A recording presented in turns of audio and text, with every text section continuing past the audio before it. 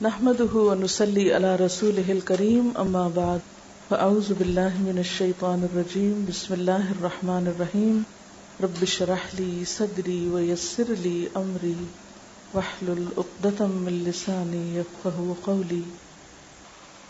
عن ابي هريرة قال قال رسول الله صلى الله عليه وسلم ان الله لا ينظر الى صوركم واموالكم ولكن ينظر الى قلوبكم واعمالكم رواہ مسلم. ان ابی ہریرہ ابو ہریرہ رضی اللہ تعالی عنہ سے روایت ہے قال انہوں نے کہا قال رسول اللہ صلی اللہ علیہ وسلم کہ رسول اللہ صلی اللہ علیہ وسلم نے فرمایا ان اللہ بے شک اللہ تعالی لا ينظر نہیں دیکھتا الی صورکم تمہاری صورتوں کی طرف واموالکم اور تمہارے مالوں کی طرف ولیکن لیکن ینظر وہ دیکھتا ہے الی قلوبکم تمہارے دلوں کی طرف واعمالکم اور تمہارے اعمال کی طرف. رواہ مسلم اسے مسلم نے روایت کیا ہے. سیدنا ابو ہریرہ رضی اللہ تعالی عنہ سے روایت ہے کہ رسول اللہ صلی اللہ علیہ وسلم نے فرمایا بے شک اللہ تعالی تمہاری شکلیں اور اموال نہیں دیکھتا بلکہ وہ تمہارے دلوں اور اعمال کو دیکھتا ہے. اللہ تعالی تمہاری صورتیں اور تمہارے مال نہیں دیکھتا، وہ تمہارے دل اور تمہارے اعمال دیکھتا ہے. تو گویا دو چیزیں نہیں دیکھتا. نہیں دیکھتا کا معنی یہ نہیں کہ اس کو نظر نہیں آتی یا وہ دیکھنا نہیں چاہتا یا اس کو دکھائی نہیں دیتی. مراد اس سے یہ ہے کہ وہ ان کی طرف توجہ نہیں کرتا. نظر الی کا معنی ہوتا ہے متوجہ ہونا، پسندیدگی کی نظر سے دیکھنا یا دلچسپی سے دیکھنا. ولیکن ینظر الی قلوبکم واعمالکم دو چیزوں پر وہ خوب نظر رکھتا ہے، دو چیزوں کی طرف بہت توجہ دیتا ہے. اور وہ دو چیزیں کیا ہیں؟ دل اور اعمال. دو چیزیں اس کے نزدیک اہم نہیں، لیکن دو چیزیں اس کے نزدیک بہت اہم ہیں. کیا اہم نہیں؟ صورت اور مال. مسلم ہی کی ایک اور روایت میں صورت کے ساتھ اجسام آیا ہے، اموال کی جگہ اجسام کا لفظ آیا ہے. تمہاری شکلیں اور تمہارے جسم، یعنی ظاہری شکل و صورت مراد ہے. وہ تمہاری ظاہریت پر نہیں جاتا، لیکن وہ متوجہ ہوتا ہے، نظر رکھتا ہے تمہارے دلوں کی طرف اور تمہارے اعمال کی طرف. صورتیں، جسم اور مال یہ اس کے نزدیک اہم نہیں. کیوں؟ اس لیے کہ صورت بھی اس نے خود بنائی ہے اور مال بھی وہ خود تقسیم کرتا ہے، جس کو جتنا چاہتا ہے دیتا ہے. اس لیے اگر کسی کی صورت اچھی ہے تو اس میں انسان کا اپنا کوئی کمال نہیں، تو اللہ تعالیٰ نے خود بنائی. جیسے قرآن پاک میں آتا ہے هو الذی یصورکم فی الارحام کیف یشاء، وہ تمہاری صورت بناتا ہے تمہاری ماؤں کے پیٹ میں کیسی؟ جیسے چاہتا ہے. اس نے جیسا چاہا جس کو بنایا، کسی کو گورا، کسی کو کالا، کسی کو کسی رنگ کا، کسی کی چپنی ناک، کسی کی اونچی ناک، کسی کی رنگین آنکھیں، کسی کی کالی آنکھیں، کسی کے بھورے بال، کسی کے سیاہ بال، کسی کا چوڑا چہرہ، کسی کا پتلا، کسی کی بہت فیئر سکن، کسی کی ڈارک سکن. یہ سب اس نے خود سلیکٹ کیا. اس میں انسان کا اپنا کچھ کمال نہیں، اس لیے وہ شکل کی طرف نہیں دیکھتا، نہ کسی کی شکل سے متاثر ہوتا ہے. اور اسی طرح رزق کی تقسیم، انسان جتنا بھی مال اکٹھا کر کے رکھ لے تو وہ مال سے متاثر نہیں ہوتا. ہاں وہ دو چیزیں دیکھتا ہے، تمہارے دل دیکھتا ہے کہ اندر سے تم کیسے لگتے ہو، یعنی وہ یہ نہیں دیکھتا تم باہر سے کیسے لگ رہے ہو، وہ دیکھتا تم اندر سے کیسے ہو. اور پھر یہ دیکھتا ہے کہ تم کرتے کیا ہو، تمہاری کوششیں کس قسم کی ہیں. ہمارا حال کیا ہے؟ ہم کیا دیکھتے ہیں؟ جب ہم کسی انسان کو دیکھتے ہیں تو عموماً صورت اور مال دیکھتے ہیں. خاص طور پر اگر کہیں رشتہ کرنا ہو، کسی لڑکی کی سلیکشن ہو، تو معیار کیا ہے ہمارے معاشرے کا؟ شکل و صورت کیسی ہے، مال کتنا، جہیز میں کیا لائے گی. اور کس کی طرف توجہ نہیں کہ دل کیسا ہے، اخلاق کیسا ہے، کردار کیسا ہے، اعمال کیا ہیں، دلچسپیاں کیا ہیں، شوق کیا ہیں، مصروفیات کیا ہیں، یہ معیار ہی نہیں عام طور پر. اگر وہ مصروفیات یا کوششیں دیکھتے ہیں تو وہ بھی مال کے حوالے سے کہ کتنی سرگرمی ہے مال کمانے کی. چونکہ معاشرے کے اندر پہلی دو چیزوں کی ویلیو ہے، شکل و صورت اور مال کی، لہذا عموماً پھر لوگوں کی محنت، کوشش، بھاگ دوڑ، ایفرٹ، سب کچھ انہی دو چیزوں کے پیچھے خرچ ہوتی. انہی چیزوں کو بہتر بنانے کے لیے سب کچھ لگایا جاتا ہے. ہماری اکثر محنت اور کوشش اور توجہ ان دو چیزوں کی طرف رہتی ہے. ہم ان کے بارے میں بہت کانشیس رہتے ہیں، اپنی شکل و صورت کے بارے میں، اور پھر اپنے سٹیٹس کے بارے میں، اپنی ظاہری حالت کے بارے میں، اپنے لباس کے بارے میں، تمام ظاہر سے نظر آنے والی چیزوں کے بارے میں جس سے کسی کے اوپر امپریشن پڑ سکے کہ ہم بہت مالدار ہیں. چاہے اس کے لیے ہمیں قرض لینا پڑے، چاہے اس کے لیے ہمیں غلط کام کرنے پڑے، حرام طریقے اختیار کرنے پڑے. اور دوسری طرف چونکہ دل کسی کو نظر نہیں آتے تو اس کے لیے ہم صرف دعویٰ کرنا ہی کافی سمجھتے ہیں. ہمارا دل بہت اچھا ہے، ہماری نیت بہت اچھی. اصل میں دل کیا ہے؟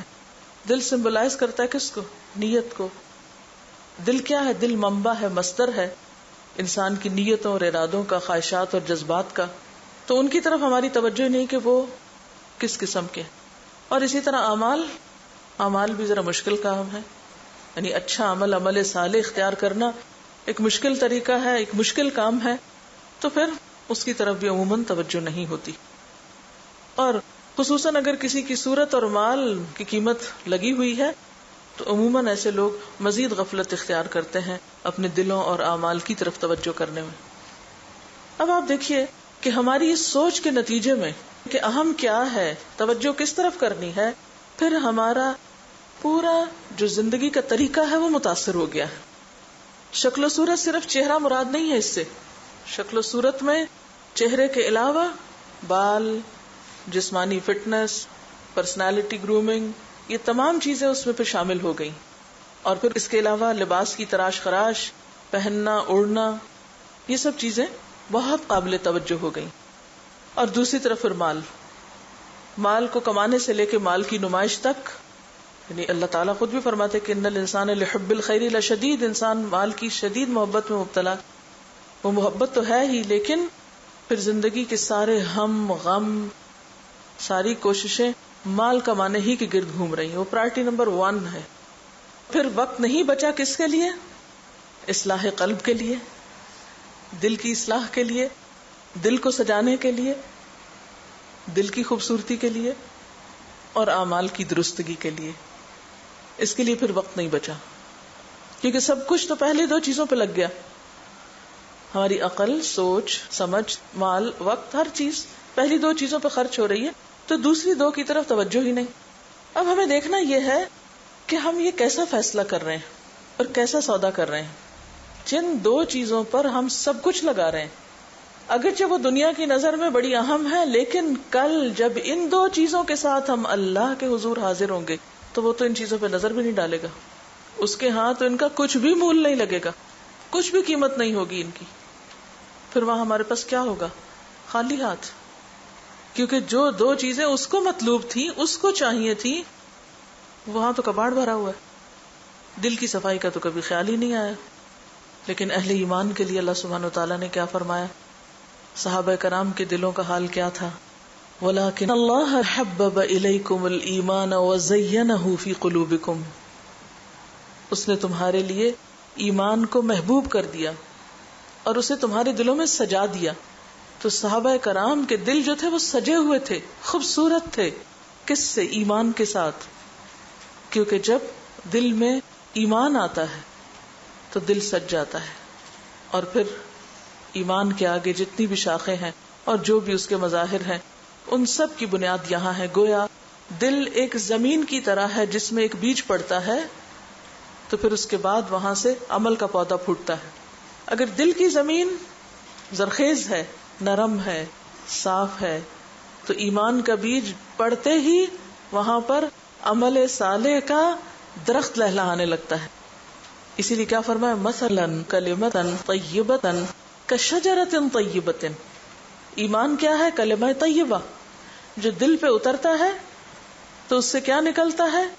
شجرہ طیبہ کس کا؟ اعمال صالح کا. لیکن ہم کیا کر رہے ہیں پریکٹیکلی؟ ہم اب دیکھتے ہیں اپنی زندگی میں کہ ہماری توجہ اور محنت کس چیز پر لگ رہی ہے. آپ یوں سمجھیے کہ ہمارے ہاتھ میں جیسے ایک میزان ہے، ایک ترازو ہے. ترازو کے ایک طرف ہم نے صورتیں اور اموال رکھے ہوئے اور دوسری طرف دل اور اعمال ہیں. اب آپ دیکھیے کہ ان پہلی دو چیزوں کے ساتھ ہم کیا رکھ رہے ہیں اور دوسری دو کے ساتھ کیا رکھ رہے ہیں.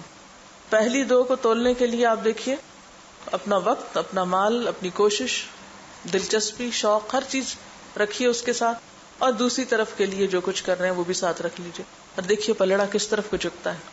اب آپ دیکھیں شکل و صورت یا جسمانی خوبصورتی کے لیے ہم کیا کیا کرتے ہیں. وقت ہمارا کتنا لگتا ہے، مال کتنا لگتا ہے، ایفرٹ، ٹیلنٹ، جو کچھ بھی آپ اس پہ خرچ کرتے ہیں کتنا لگتا ہے اور کیا کیا لگتا ہے. جسم کی صحت، خوبصورتی اور چہرے کی خوبصورتی، بالوں کی خوبصورتی، ہاتھوں کی خوبصورتی، پاؤں کی خوبصورتی اور پورے جسم کی خوبصورتی کے لیے ہم کیا کیا کرتے ہیں. کاسمیٹکس کا استعمال کرتے ہیں، غذا سے بھی زیادہ جو ہماری صحت کے لیے ضروری ہے. یعنی اس کا یہ مطلب نہیں اب جو میں گفتگو کروں گی کہ ہمارا جسم اہم نہیں اس لیے اس کو اگنور کر دو، نہ یہ اسلام کا مطالبہ ہے. جسمانی صحت، صفائی، طاقت، یہ سب ضرورت ہے. اسی طرح ایک حد کے اندر رہتے ہوئے چہرے کی دیکھ بھال، بالوں کی، ہاتھوں کی، پاؤں کی، ان سب چیزوں کی کیئر ضروری ہے. لیکن ہم حدود سے باہر کہاں نکلتے ہیں؟ کیا نہیں کرنا چاہیے جس کے کرنے میں ہم مبتلا ہیں، اور اس کے لیے ہم کیا کیا لگا رہے ہیں. ایک دفعہ کے ہیئر کٹ کے لیے کتنے پیسے لگتے ہیں؟ منیمم کیا لگتا ہے؟ 500، اور میکسیمم کسی کو ریٹ پتا ہو؟ یہ بتا رہی ہے کہ 8000 میکسیمم. نیچے اور اوپر دونوں طرف کو دیکھ لیجئے. یہ تو آپ کے مال لگا نا جو آپ نے کہیں جا کے ہیئر کٹ کروایا. جب آپ خود بالوں کو سجا رہے ہوتے ہیں، بنا رہے ہوتے ہیں، تو اس میں وقت کتنا لگتا ہے. اگر آپ بیک کومنگ کر رہے ہیں یا کرلز بنا رہے ہیں یا سٹریکس بنا رہے ہیں، سٹریکس پہ بہت وقت لگتا ہے. مثلا کتنا، یعنی مال تو بتا دیا آپ نے، ہیئر کٹ پہ کتنا لگتا ہے؟ 3 to 4 hours سٹریکس پر لگتے ہیں. اچھا، اور بالوں کے ساتھ کیا ہوتا ہے؟ ڈائنگ. اب یہ ہے کہ کسی کا سر سفید ہو رہا ہے تو اس کو تو ڈائنگ کی ایک ضرورت ہو سکتی ہے، لیکن جن کے ابھی سفید نہ ہو رہے ہوں وہ اپنے نیچرل کلرز کو بدلتے رہیں بار بار، تو اس پر کتنا وقت اور کتنا پیسہ لگتا ہے اس کو جمع کر لیں. اور یہ صرف ابھی بال ہیں. اس کے بعد نیچے آ جائیے فیشیل پر، پھر آئی بروز بنانے پر. یعنی ایک تو لمٹس کے اندر ضروری چیزیں ہیں، ان سے کوئی اعتراض نہیں، لیکن حد سے کہاں بڑھتے ہیں ہم. میں حدود سے بڑھنے کی بات کر رہی ہوں. جب میں کینیڈا میں تھی تو مجھ سے کسی نے کوشچن پوچھا، کیونکہ میک اپ بہت مہنگا ہے تو کیا ہم تیمم کر سکتے ہیں. تو میں حیرت میں گم ہو گئی کہ چھوٹے چھوٹے کریمز $40، $50، $100. میں نے کہا یہ کس کام کے لیے ہیں، اس سے کیا ہوگا. ایک کتاب اگر ہمیں لینا پڑے، ایک کیسٹ خریدنا پڑے، ایک غریب کو کھانا کھلانا پڑے، تو ہماری جیب میں پیسے نہیں ہوتے، ہم کہتے ہیں کوئی اور ہی کر لئیے. لیکن میک اپ کی چیزوں کے لیے جب حدود سے ہم بڑھتے ہیں تو ہزاروں نہیں لاکھوں میں چلے جاتے ہیں. پاکستان میں سب سے زیادہ زر مبادلہ خرچ ہو رہا ہے وہ کاسمیٹکس پہ ہو رہا ہے. یعنی غذا کے درآمد کرنے، کتابوں کے منگوانے یا اور چیزوں پر نہیں، سب سے زیادہ جس پر پاکستان کا زر مبادلہ خرچ ہو رہا ہے وہ میک اپ کے سامان پر، کاسمیٹکس پر، جن کو دھو کے پانی میں بہانا ہے. پھر اس کے بعد آپ دیکھیے کہ جسمانی فٹنس ایک تو ہے ضرورت انسان کی، اس میں کوئی شک نہیں، لیکن ضرورت سے آگے بڑھ کر ساری توجہ اس پہ لگانا. اب جو میری گفتگو اس سے کوئی یہ نہ سمجھے کہ ایکسرسائز منع ہے اسلام میں، یا ایکسرسائز نہیں کرنی چاہیے، یا آپ کو اپنے جسم کا خیال نہیں کرنا چاہیے. میں حدود کو پار کرنے کی بات کر رہی ہوں. بعض لوگوں کی فزیک ایسی ہو سکتی ہے کہ جس میں بہت جلدی فیٹ جو ہے وہ جمع ہوتا ہے، تو اب اس کو ریموو کرانے کے لیے جن لوگوں پر فٹنس کے کورسز وغیرہ کوئی اثر نہیں کرتے، نہ ایکسرسائز نہ ڈائٹنگ، تب لائپوسیکشن وغیرہ کے ذریعے بھی فیٹ ریموو کرائی جاتی ہے، جس سے بعض اوقات ڈیتھ تک ہوئی. اور مزے کی بات یہ کہ ان اللہ لا ينظر الى صورکم، وہ دیکھتا ہی نہیں آپ کتنے اسمارٹ ہو، کتنے خوبصورت ہو، کتنے طاقتور ہو. منافقین کے جسم اتنے خوبصورت تھے کہ قرآن نے ان کی خوبصورتی کا ذکر کیا ہے کہ وَإِذَا رَأَيْتَهُمْ تُعْجِبُكَ أَجْسَامُهُمْ، کہ جب تم انہیں دیکھو تو ان کے جسم تمہیں انتہائی اٹریکٹ کریں گے. تُعْجِبُكَ أَجْسَامُهُمْ، لیکن کیا ان کے جسموں کی خوبصورتی انہیں اللہ کے ہاں کوئی مقام دلوا سکی، کوئی ان کی قدردانی بن سکی کہ وہ جسمانی طور پر بہت فٹ تھے؟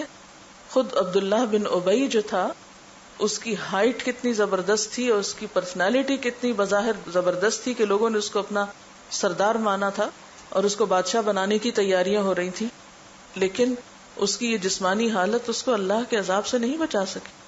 تو ان اللہ لا ينظر الى صورکم واموالکم، اللہ مال بھی نہیں دیکھتا کہ کس کے پاس کتنا بینک بیلنس ہے، کتنی زمینیں ہیں، کتنی تجوریاں بھری ہوئی ہیں، وہ دیکھتا ہی نہیں کہ کیا ہے تمہارے پاس. اگر اسے دیکھنا ہوتا تو قارون کو دیکھتا، اور قارون اللہ تعالیٰ کو بہت متاثر کرتا، لیکن قارون کا انجام اس نے کیا کیا؟ قارون کو دنیا میں جتنے بھی لوگوں کو سخت سزائیں ملی ان میں سب سے بدترین عذاب اس کو ملا ہے کہ اسے اس کے مال سمیت زمین میں دھنسا دیا گیا، اور پھر وہ قیامت تک دھنستا چلا جا رہا ہے.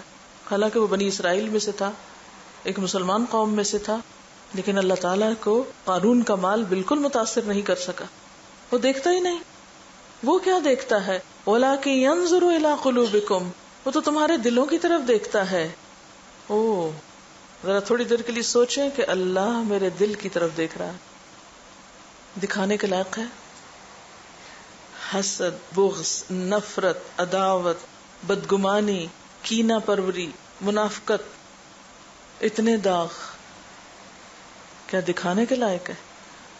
وہ دل دیکھ رہا ہے، لیکن چونکہ انسان نہیں دیکھتے، ڈرتے تو ہم انسانوں سے ہیں. صرف انسان شکل دیکھتے ہیں تو شکل ہی سجانے میں لگے ہوئے ہیں، انسان دل دیکھتے نہیں، لہذا دلوں کی طرف توجہ نہیں. جو دل دیکھ رہا ہے، جس کو اندر سے بھی نظر آتا ہے، اس کے لیے کچھ سنوارنے کی فکر ہی نہیں.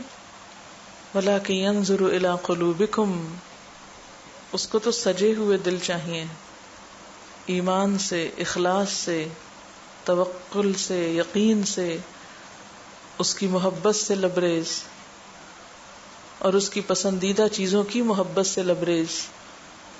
تو کسی بھی چیز کو خوبصورت بنانے کے لیے کیا کرنا ہوتا ہے؟ اگر آپ کے گھر میں کسی مہمان کو آنا ہو، کسی کو آپ کو کچھ پیش کرنا ہو، مثلا کوئی مہمان آ رہا ہے، کوئی لڑکی دیکھنے آ رہا ہے، مثلا گھر والے کیا کرتے ہیں؟ صفائیاں کرتے ہیں. تو اس کا مطلب یہ ہوا کہ سب سے پہلے تو صفائی کی ضرورت ہے کسی بھی چیز کو خوبصورت بنانے کے لیے. جتنی بھی فالتو مال بکھرا ہوا ہوتا ہے جلدی جلدی سب سمیٹ کے ایک طرف پھینکتے ہیں کہ نظر نہ آئے کچھ بھی. کوئی چیز گندی نظر آ رہی ہے اس کے اوپر ایک اور کپڑا ڈال دیتے ہیں، کہیں کچھ ڈیکوریشن کے لیے لٹکا دیتے ہیں. پھر اگر کھانا پیش کرنا ہو تو کھانے کو بھی سجاتے ہیں، اس کو بھی ڈیکوریٹ کرتے ہیں. یعنی عام مہمانوں کی نسبت ایسے مہمانوں کے لیے اہتمام زیادہ ہوتا ہے. کیوں؟ کیونکہ انہیں پسند کرنا ہے آپ کو.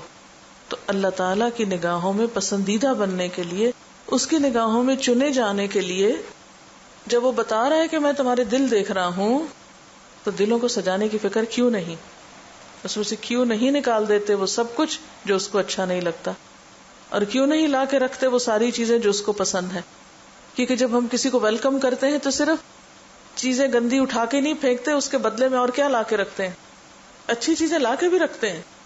ہو سکتا ہے آپ کارپٹ بدل دیں، ہو سکتا ہے آپ فرنیچر بدل دیں، ہو سکتا ہے پردے بدل دیں، ہو سکتا ہے آپ نیا پینٹ کروائیں. یعنی کیا کچھ ہے تمام نہیں کرتے. ایک ایک چیز کی طرف آپ کی نظر ہوتی ہے جو عام دنوں میں نہیں گئی ہوتی.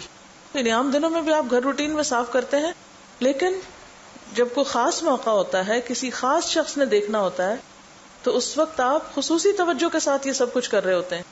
تو اگر ہمیں کبھی زندگی میں احساس ہو جائے کہ ہمارا رب ہمارے دل دیکھتا ہے، وہ دلوں کا جائزہ لیتا ہے.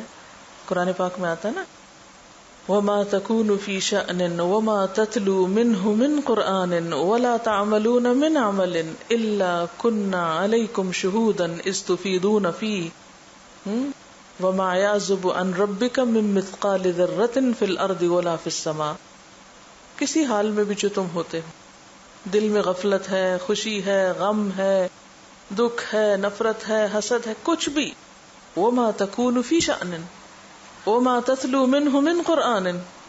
یہ دل بہت اچھے حال میں قرآن پڑھ رہے ہیں، وَلَا تَعْمَلُونَ مِنْ عَمَلٍ، اور اعمال بھی چونکہ دیکھتا ہے تو کوئی بھی عمل جو تم کر رہے ہوتے ہو إِلَّا كُنَّا عَلَيْكُمْ شُهُودًا، ہم مسلسل واچ کر رہے ہوتے ہیں، ہم دیکھ رہے ہوتے ہیں، إِذْ تُفِيضُونَ فِيهِ، جن چیزوں میں تم مشغول ہوتے ہو، تمہارا دل مشغول ہوتا ہے یا تمہارے کام، یعنی تمہارا عمل، کچھ بھی جو کر رہے ہوتے ہیں ہم دیکھ رہے ہوتے ہیں. تو تمہارے دل کے گوشے میں اگر کچھ چھپا ہوا ہے تو وہ کیسے چھپ سکتا ہے؟ عموماً ہم دل میں چھپا کے رکھتے ہیں نا یہ ساری چیزیں.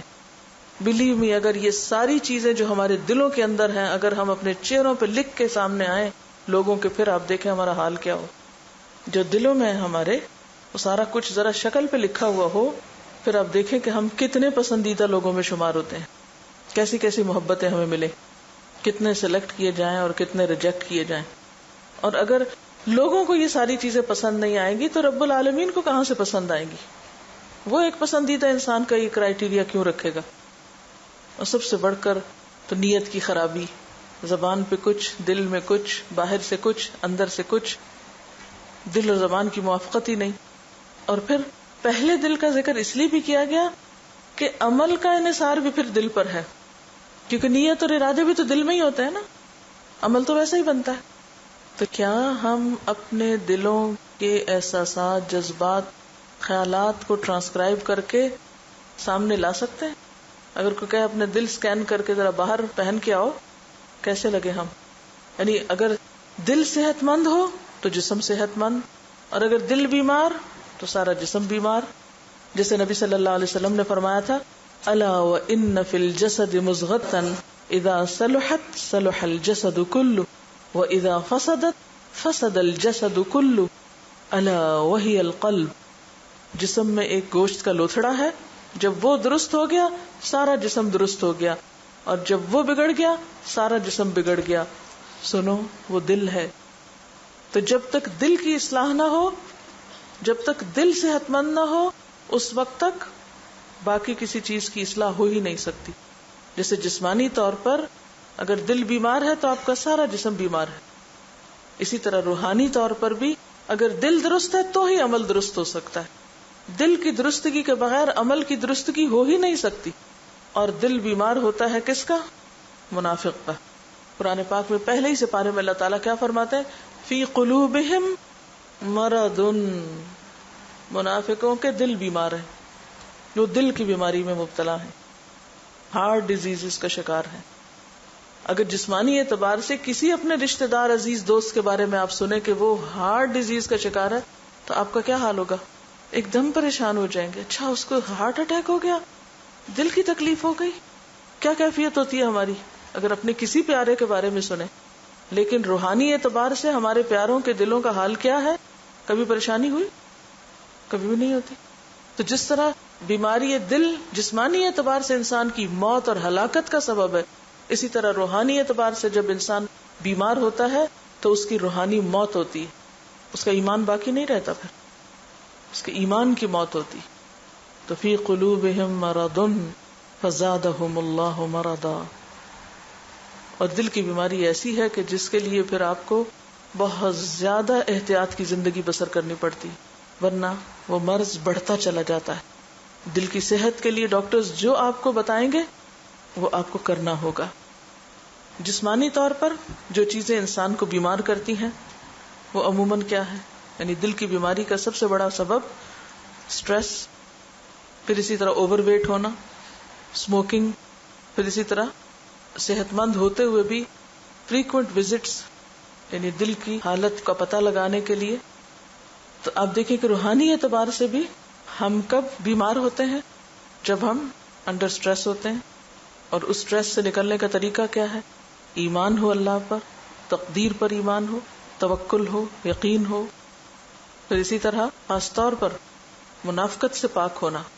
اور منافقت کی سب سے بڑی علامت کیا ہے؟ جھوٹ. کیونکہ اگر ایک جھوٹ زندگی سے نکل جائے تو بہت سی بیماریاں خود ہی ختم ہو جائیں. اور ایک جھوٹ کی موجودگی میں دل کی بیماری سارے جسم کو لپیٹ میں لے لیتی ہے. اوور ویٹ ہونے کا علاج کیا ہوتا ہے؟ کہ انسان اپنے انٹیک کو واچ کرے، کیا کھا رہا ہے، حلال ہے، حرام ہے.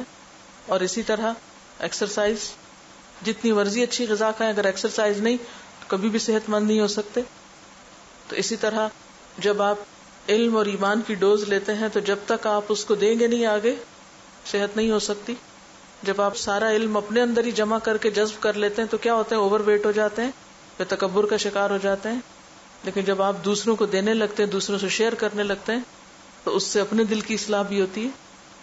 اسی طرح اسموکنگ انسان کو بیمار کرتی ہے، چاہے آپ پیسو اسموکر ہیں، خود نہیں اسموک کرتے، کوئی اور آپ کے آس پاس کرتا ہے تو آپ کو بھی پہنچتا ہے دھواں. یعنی غلط کمپنی میں بیٹھنا. حضرت عائشہ رضی اللہ تعالی عنہا کی روایت ہے کہ آپ صلی اللہ علیہ وسلم نے فرمایا کہ قیامت کے قریب ایک لشکر خانہ کعبہ پر حملہ آور ہوگا، اور جب وہ بیضاء کے مقام پر پہنچے گا تو زمین میں دھنسا دیا جائے گا. اس کے اول و آخر سب کے سب زمین میں دھنسا دیے جائیں گے. حضرت عائشہ نے پوچھا یا رسول اللہ صلی اللہ علیہ وسلم، ان کے اول و آخر سب کو کیسے دھنسا دیا جائے گا جبکہ ان میں بازاری لوگ ہوں گے؟ یعنی عام لوگ، بازاری لوگ سے مراد یہ نہیں کوئی خراب لوگ، یعنی عام لوگ جو اپنا کام کاج کر رہے ہیں. ظاہر ہے کہ اگر کسی علاقے سے کوئی لشکر گزر رہا ہے اور اس میں مختلف طرح کے لوگ شامل ہیں، یعنی وہ جنگ کے ارادے سے نہیں نکلے، تو آپ نے فرمایا ان کے اول و آخر سب دھنسا دیے جائیں گے. پھر قیامت کے دن اپنی نیتوں پر اٹھائے جائیں گے. جب کوئی زلزلہ آتا ہے، کوئی آفت آتا ہے، طوفان ہوتا ہے کچھ، تو جو اس علاقے میں تھے سبھی غرق ہوتے ہیں نا. تو آپ جس قسم کی کمپنی میں ہیں وہ کمپنی آپ کو متاثر کرتی ہے. پھر قیامت کے دن انسان اپنی نیت پر اٹھے گا. اسی طرح اچھی کمپنی کا فائدہ کیا ہوتا ہے؟ حدیث میں آتا ہے کہ جب لوگ مل کر اللہ کا ذکر کرتے ہیں اور پھر مجلس جب ختم ہوتی ہے تو فرشتوں سے اللہ تعالیٰ پوچھتے ہیں یہ لوگ کیوں بیٹھے ہوئے تھے. طویل حدیث ہے جس کا خلاصہ یہ ہے کہ فرشتے بتاتے ہیں کہ یہ آپ سے بخشش مانگ رہے تھے اور آپ کی جنت چاہتے تھے اور آپ کو دیکھنا چاہتے ہیں اور آپ سے محبت کرتے ہیں. تو اللہ تعالیٰ کیا فرماتے ہیں کہ میں نے ان سب کو بخش دیا، گواہ رہو میں نے ان کو بخش دیا، اور جو یہ چاہتے ہیں وہ میں ان کو دوں گا. تو اس وقت ایک فرشتہ کہتا ہے کہ اس میں تو وہ ایک فلاں شخص ایسے ہی آ گیا تھا، کسی نیت اور ارادے سے نہیں آیا تھا. فرمایا کہ یہ وہ مجلس ہے جس میں بغیر نیت کے آ کے بیٹھنے والے بھی فائدہ اٹھاتے ہیں. یعنی ایک اچھی مجلس میں اگر آپ جا کے بیٹھ ہی جاتے ہیں، کوئی ارادہ نہیں تھا، بس راہ چلتے ہی آپ جا کے بیٹھ گئے، آپ بھی انہی میں لکھے گئے. برے لوگوں کی کمپنی میں بیٹھے تو انہی میں لکھے گئے، اچھے لوگوں کی کمپنی میں بیٹھے انہی میں لکھے گئے. تو اللہ تعالیٰ فرماتے ہیں گواہ رہو میں نے اس کو بھی بخش دیا جو ان کے پاس آ کے بیٹھا تھا. یعنی صرف کسی اچھی مجلس میں جا کے بیٹھ جانا یہ بھی گناہوں کی معافی کا ذریعہ، اس میں بھی ہم سستی کرتے ہیں. تو جو ماحول ہے وہ انسان کے اوپر لازمی طور پر اثر انداز ہوتا ہے. آپ کو معلوم ہے نا کہ ہارٹ ہمارا کس طرح کام کرتا ہے. ہارٹ میں جب دائیں طرف سے میلا خون اندر جاتا ہے تو وہاں سے پھر وہ لنگس کی طرف جاتا ہے. لنگس کو اگر آکسیجن مل رہی ہو تو وہ بلڈ کو پیوریفائی کرتا ہے، خون صاف ہو جاتا ہے. پھر وہ صاف خون دل کے بائیں طرف سے جا کے پورے جسم کو جاتا ہے. اب اگر آپ اسموکنگ کر رہے ہیں، پہلے ہی آپ کی فضا میں اتنی آکسیجن نہیں اور اوپر سے آپ اسموکنگ کر رہے ہیں، تو جب آپ اسموک کر رہے ہیں اور خون میلا اندر ہے اور اوپر سے دھواں اندر جا رہا ہے تو ظلمات بعضھا فوق بعض، اندھیروں پر اندھیرے ہو گئے. اور اگر آپ کے اپنے اندر خیر ہے اور آپ ایسی مجلس میں جا کے بیٹھ گئے تو کیا ہوگا؟ نور علی نور، اندر بھی خیر باہر سے بھی خیر ملی، چمک گئے آپ اور چمک گئے اور بہتر پالش ہو گئے. اور دوسری طرف اگر آپ کے اپنے اندر خرابی ہے اور اوپر سے آپ نے کمپنی ایسی اختیار کر لی ہے کہ جہاں سے آپ کو صرف پولوشن مل رہی ہے تو آپ کی کبھی بھی اصلاح نہیں ہو سکتی. اب آپ دیکھیے کہ دل کی جو بیماریاں ہوتی ہیں اس میں ایک ہوتی ہے ڈسپینیا، جس میں سانس کی کمی ہوتی ہے، سینے میں گھٹن ہوتی ہے. تو قرآن پاک میں دل کی گھٹن کا بھی ذکر آتا ہے. افمن شرح اللہ صدرہ للاسلام فہو علی نور من ربہ، کچھ لوگوں کا سینہ تو اسلام کے لیے کھل جاتا ہے، فہو علی نور من ربہ، وہ اپنے رب کی طرف سے ایک نور پر ہوتا ہے. فویل للقاسیۃ قلوبہم عن ذکر اللہ، بربادی ہے، ہلاکت ہے ان لوگوں کے لیے جن کے دل اللہ کے ذکر سے اور سخت ہو گئے. اچھا اب آپ دیکھیے ضیقا حرجا کانما یصعد الی السماء، کچھ لوگوں کا سینہ اس طرح گھٹتا ہے دین کی بات سن کے، خیر کی بات سن کے، گویا وہ آسمان کی طرف چڑھ رہا ہو. آسمان کی طرف کیا ہوتا ہے؟ آکسیجن کی کمی. آپ جتنا اونچے چلے جاتے ہیں کیا ہوتا جاتا ہے؟ آکسیجن کم ہوتی جاتی ہے اور آپ کو دل کی گھٹن ہونے لگتی ہے، آپ کا سینہ تنگ ہونے لگتا ہے، خصوصاً اگر آپ کے پھیپھڑوں میں کنجیشن ہے. اچھا اب آپ دیکھیے کہ بعض اوقات ہم جب دنیاوی اعتبار سے اوپر اٹھنے لگتے ہیں، ہمیں دنیا میں مال دولت نام وری ملنے لگتی ہے، دنیا ہم پر آسان ہونے لگتی ہے، ہائی اپ ہوتے ہیں، تو اتنا دین کے لیے سینہ تنگ ہونے لگتا ہے، اتنا ہی نیکی کی بات خیر کی بات ہمارا دل تنگ کرتی ہے۔ کیوں؟ کیا خوف آتا ہے؟ اگر انسان زیادہ اونچا چلا جائے دنیاوی اعتبار سے تو اتنا ہی دین سے کیوں خوف آتا ہے؟ یہ ہے نا عام بیماری کہ دنیا نہ چھن جائے۔ آپ دیکھیے کہ عام طور پر جن لوگوں کے پاس کچھ نہیں ہوتا نا، ان کے دل ٹوٹے ہوئے ہوتے ہیں نا، وہ پھر بھی بات سن لیتے ہیں۔ کوئی کسی مشکل میں ہوتا ہے پھر بھی اللہ کی طرف رجوع کر لیتا ہے۔ لیکن جو جتنا اونچا اڑنے لگتا ہے، اوپر جانے لگتا ہے، اس کا سینہ اتنا گھٹنے لگتا ہے، اللہ ماشاء اللہ کہ آکسیجن کا سلنڈر ساتھ ہو تو پھر کچھ نہیں کہتا۔ لیکن دنیاوی اعتبار سے اگر اوپر جا بھی رہے ہیں اور ساتھ ہمارے پاس قرآن و سنت کا علم ہے اور ہمارے پاس روحانی غذا موجود ہے، تو بھی انسان چاہے دنیا میں کتنا بھی اونچا چلا جائے لیکن وہ اس کا سینہ نہیں گھٹتا، اس کو وہ سپلائی ملتی جا رہی ہے۔ اچھا، پھر اسی طرح ایک اور بیماری ہوتی ہے چیسٹ پین، یعنی دل میں درد ہوتا ہے۔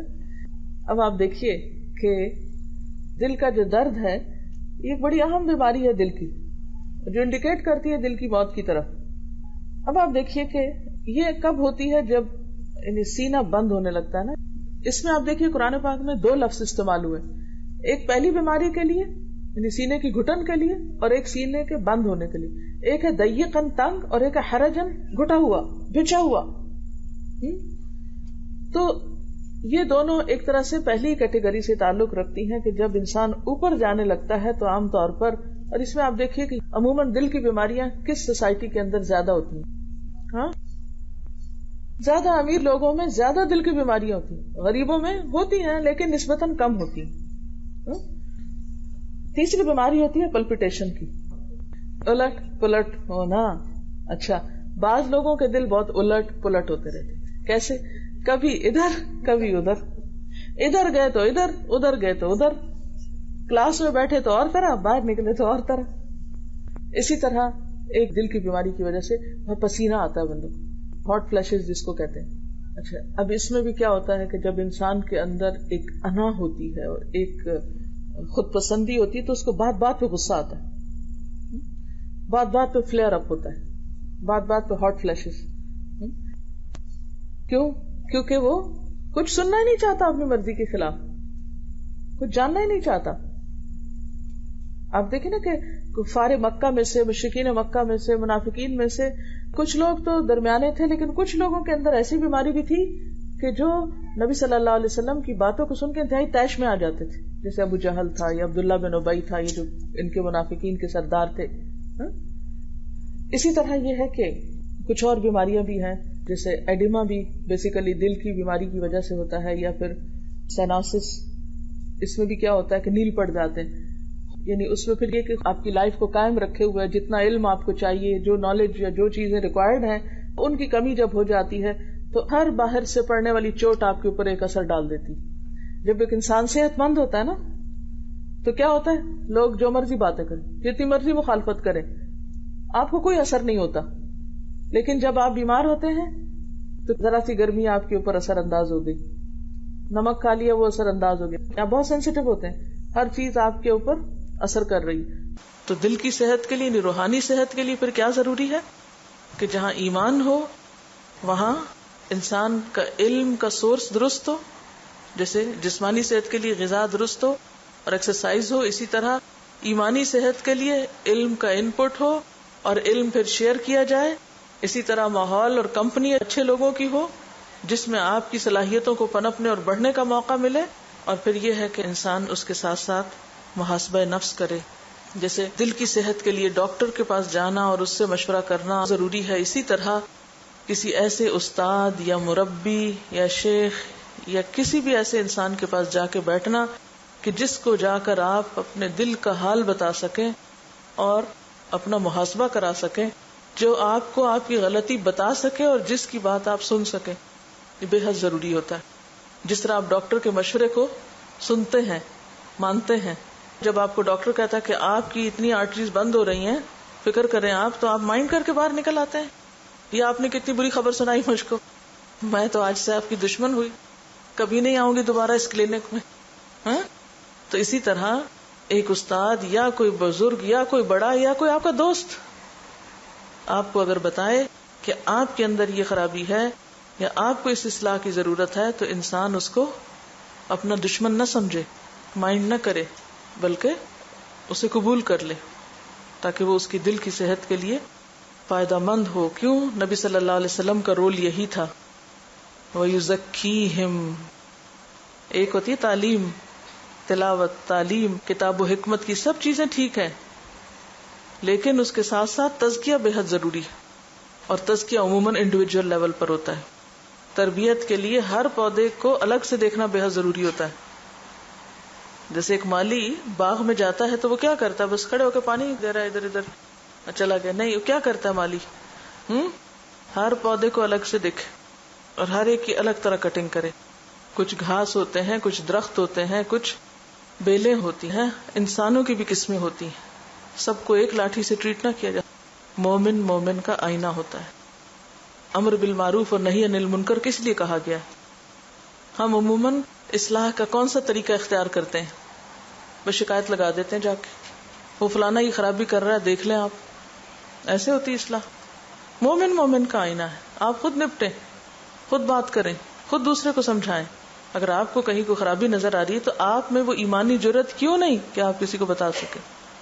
کیا کہا گیا کہ جو برائی کو پھر دل میں بھی نہیں برا سمجھتا, بتانا تو درکنار, اصلاح تو درکنار, اس کے اندر تو پھر خود ہی ایمان کوئی نہیں, ایمان کا ذرہ بھی نہیں ہے اس کے اندر, جس کو برائی نظر نہیں آتی. اگر ہماری آنکھیں اتنی بند ہیں کہ ہمیں کسی کی خرابی نظر ہی نہیں آتی اپنے دائیں بائیں, بتانا تو دور کی بات, تو پھر ہمارے تو اپنا ہی حال خراب ہے, ہم کسی کی اصلاح کیا کریں گے؟ تو مومن آنکھیں بند کر کے غفلت اختیار کرنے والا اور بے خبری کی نیند سونے والا نہیں ہوتا. اس کی آنکھیں بند بھی ہوں تو دل جاگتا ہے, وہ تو نور بصیرت سے دیکھتا ہے. مومن کی فراست سے ڈرو, کیونکہ وہ اللہ کے نور سے دیکھتا ہے. خاص بصیرت اس کو نصیب ہوتی, اور یہ بصیرت کس کو ہوتی ہے نصیب؟ جس کا دل چمکتا ہو. اور آپ کو پتا ہے کہ دل ایک دفعہ چمکانے سے نہیں چمکتا, اس کو مسلسل چمکاتے رہنے کی ضرورت ہوتی ہے. بہقی کی ایک حدیث ہے, ان لکل شیء سقالۃ وسقالۃ القلوب ذکر اللہ وما شیء انجا من عذاب اللہ من ذکر اللہ. ہر چیز کو چمکانے کے لیے کوئی نہ کوئی چیز ہوتی ہے. جیسے شیشہ چمکانے کے لیے الگ چیز ہوتی ہے نا, لوہے کی چیز, پیتل, چاندی, سونا, ہر چیز کو چمکانے کے لیے ایک الگ میٹر ہوتا ہے. تو دلوں کو بھی چمکانے والی ایک چیز ہے, اور وہ کیا ہے؟ اللہ کا ذکر. دل کی جو خراب حالت ہے اس کی اصلاح کے لیے اللہ کا ذکر بے حد ضروری ہے. اور پھر اللہ کے عذاب سے بچانے کے لیے سب سے مؤثر چیز جو ہے وہ اللہ کا ذکر ہے. الذین آمنوا وتطمئن قلوبہم بذکر اللہ, الا بذکر اللہ تطمئن القلوب. ذکر اللہ غذا ہے دل کی, صفائی کا ذریعہ ہے. طبرانی کی حدیث ہے, ان للقلوب صدأ کصدأ النحاس. دلوں کو زنگ لگتا ہے جیسے پیتل کو زنگ لگ جاتا ہے. وجلاؤها الاستغفار, اور اس کی صفائی استغفار سے ہوتی ہے. اور سب سے بڑی گواہی تو خود رسول اللہ صلی اللہ علیہ وسلم کی ہے. آپ نے فرمایا, انہ لیغان علی قلبی, میرے دل پہ بھی غبار سا آ جاتا ہے. یعنی اور تو کسی کو آپ کیا کہیں گے, وہ اللہ کے رسول ہیں جن کے قلب مبارک پر قرآن اترتا ہے, وہ کہتے ہیں انہ لیغان علی قلبی, میرے دل پہ بھی غبار سا آ جاتا ہے. تو آپ کیا کرتے تھے اس غبار کو دھونے کے لیے؟ وانی لاستغفر اللہ فی اليوم 70 مرہ, اور میں دن میں 70 بار اللہ سے استغفار کرتا ہوں. اب دیکھیے, ایک وہ کیفیت ہوتی ہے جب آپ کا دل اللہ کی محبت میں جوش مار رہا ہوتا ہے, ایک خاص تسکین کی, اطمینان کی, ایک خوشی کی, اندر ایک محبت کی چاشنی کی ایک کیفیت ہوتی ہے جو آپ محسوس کرتے ہیں. اور ایک وقت آتا ہے کہ جب آپ اس کیفیت کو مس کر رہے تھے, لانے کی کوشش کر رہے تھے, وہ آ نہیں رہی ہوتی, جیسے اوپر کوئی چیز آئی ہوئی ہے. ہاں, یا نیکی کرنے کو اس طرح دل نہیں چاہتا جیسے آپ بھاگ کے کر لیتے ہیں. ہوتی ہے نا, کیفیتیں بدلتی ہیں, کیونکہ دل اوپر نیچے ہوتا ہے, قلب ہے نا, اوپر نیچے ہوتا رہتا ہے, ایک حالت میں نہیں رہتا. اور یہ صرف آپ کے ساتھ نہیں ہے, اللہ کے رسول صلی اللہ علیہ وسلم فرماتے انہ لیغان علی قلبی. یہ کیوں ہوتا ہے؟ بعض اوقات کوئی منہ سے غلط بات نکل جاتی, بعض اوقات کوئی غلط کام ہو جاتا ہے, بعض اوقات نماز میں تاخیر ہو جاتی, یا نماز اس طرح نہیں پڑھ پا رہے جس طرح آپ پڑھنا چاہتے ہیں, یا کوئی آپ سے چیز فرض کے درجے کی بھول جاتی ہے جو آپ کو کرنا چاہیے تھا آپ نے نہیں کی. یعنی سینکڑوں ایسی چیزیں ہوتی ہیں کہ جو انسان کے دل پہ بوجھ ڈالتی ہیں. عموماً آپ دیکھیں کہ ہر مرضی کے خلاف چیز دل کے اوپر بوجھ ڈال، تو پھر اس کیفیت سے کیسے نکلا جائے؟ تو اللہ کا ذکر، اور ذکر میں خاص طور پر استغفار، ایسی کیفیات کو دور کرنے کے لیے مفید اور ممد ہوتا ہے. تو ہمیں کیا کرنا ہے؟ اپنے دلوں کو صاف کرنا ہے، دلوں کی کیئر کرنی ہے. اور آپ کو معلوم ہے کہ دلوں کی صفائی بھی کیسے ہوتی ہے؟ رسول اللہ صلی اللہ علیہ وسلم نے فرمایا کہ دل زنگ آلود ہو جاتے ہیں، دھندلے ہو جاتے ہیں، میلے ہو جاتے ہیں، جیسے لوہے کو زنگ لگ جاتا ہے. تو صحابہ نے عرض کیا کہ لوہے کا زنگ دور کرنا تو ہمیں آتا ہے، کیسے رگڑ کے چمکا کے صاف کر کے اس کو رکھ سکتے ہیں، لیکن دلوں کا زنگ کیسے دور کیا جائے؟ اور دلوں کا زنگ کیا چیز ہوتی ہے؟ یہی زنگ ہوتے ہیں، یہ گندگیاں، حرص، ہوس، نفرت، غم، غصہ، حسد، بدگمانی، یہی دلوں کے میل ہیں. ان کو کیسے دور کیا جائے؟ آپ نے فرمایا موت کو یاد کرنا اور قرآن کی تلاوت. پھر بات کہاں جا پہنچتی ہے؟ یتلون کتاب اللہ پہ، کتاب اللہ کی تلاوت. اللہ کی کتاب کے ساتھ تعلق آپ کے دلوں کے ان میلوں کو دھو دے گا، ان کو چمکاتا جائے گا، خوبصورت بناتا جائے گا. آپ دیکھیے کہ کچھ لوگ ایسے ہوتے ہیں جو ظاہری شکل و صورت میں معمولی ہوتے ہیں، مگر ان کے دل اچھے ہوتے ہیں، دل خوبصورت ہوتے ہیں، تو دلوں کی خوبصورتی ان کے چہروں سے چھلک رہی ہوتی، ان کے پاس بیٹھ کے لطف آ جاتا ہے، ان سے مل کر دل خوش ہو جاتا ہے، دل باغ باغ ہو جاتا ہے، کیونکہ ان کے دلوں میں کسی کے لیے نفرت، حسد، غم، غصہ کچھ نہیں. لیکن یہ دلوں کی صفائی اتنی آسان نہیں، اس کے لیے صبر چاہیے ہوتا ہے، اس کے لیے اللہ تعالیٰ پر توکل کی ضرورت ہوتی ہے. جب اللہ کی محبت اس دل میں آتی ہے، جب آخرت کا فکر اس دل میں آتا ہے، تو یہ گندگیاں خود بخود دھلنے لگتی ہیں، پھر نکلنے لگتی ہیں. بالکل ایسے ہی جیسے اگر گلاس کے اندر میلا پانی ہو اور آپ صاف ڈالنا شروع کر دیں، ٹیپ کے نیچے رکھ دیں، تو کیا ہوگا؟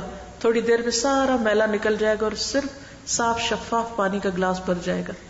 تو بالکل اسی طرح کتاب اللہ کی جب فوار دلوں پہ پڑنا شروع ہوتی ہے تو اندر کی میل کچیل دھل دھل کے نکلنے لگتی ہے، اور ایک وقت آتا ہے کہ واقعی صاف چیزیں اس میں سجنے لگتی ہیں اور سب گندگی دھلنے لگتی ہے، دھل جاتی ہے. اور یہی کیفیت تھی صحابہ کرام کے دلوں کی، جس کے بارے میں اللہ سبحانہ وتعالیٰ فرماتے ہیں وَلَكِنَّ اللَّهَ حَبَّبَ إِلَيْكُمُ الْإِيمَانَ وَزَيَّنَهُ فِي قُلُوبِكُمْ. تو ایمان اور اللہ کی محبت دلوں کو خوبصورت بنا دیتی ہے. تو اصل نسخہ کیا ہے؟ اللہ تعالیٰ ہم سے کیا چاہتے ہیں؟ اللہ تعالیٰ کی رحمت، اللہ کی محبت اور اللہ تعالیٰ کے پسندیدہ بندے بننے کے لیے اب ذرا چہروں سے تھوڑا سا فرصت حاصل کر کے دلوں کی طرف توجہ کیجیے. خوبصورت دل چاہیے اللہ کو، شکل نہیں چاہیے، دل چاہیے. وہ تو بلال حبشی جو چپٹے ناک والے تھے اور کوئی ان کے پاس مال نہیں تھا، پورا لباس بھی نہیں ہوتا تھا ان کے پاس پہننے کے لیے، لیکن اللہ کے محبوب ترین بندوں میں سے تھے. کس وجہ سے؟ ایمان کی وجہ سے. غلام تھے، لیکن حضرت عمر کہا کرتے تھے سیدنا ابی بکر آتاک سیدنا بلال، کہ ہمارے آقا ابو بکر نے ہمارے آقا بلال کو آزاد کرایا تھا. بلال غلام تھے، سیدنا ہو گئے.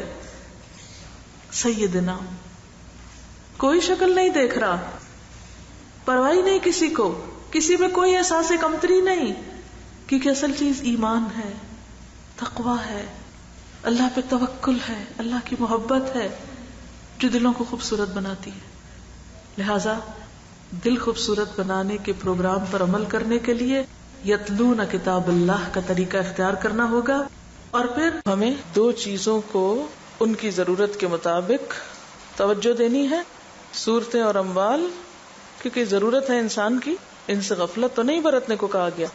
جس لائق، جس مستحق ہیں بس اتنا، اور باقی اس چیز کو سجانے، چمکانے، دھونے، بنانے کے پیچھے لگ جائیں، ساری ایفرٹ ڈال دیں جو آپ نے اللہ کے سامنے پیش کرنی، اور وہ ہے دل اور اعمال. اب یہ آپ کے اوپر ہے کہ ان کو کیسے خوبصورت بناتے ہیں. سبحانک اللہم و بحمدک نشہد ان لا الہ الا انت نستغفرک و نتوب الیک.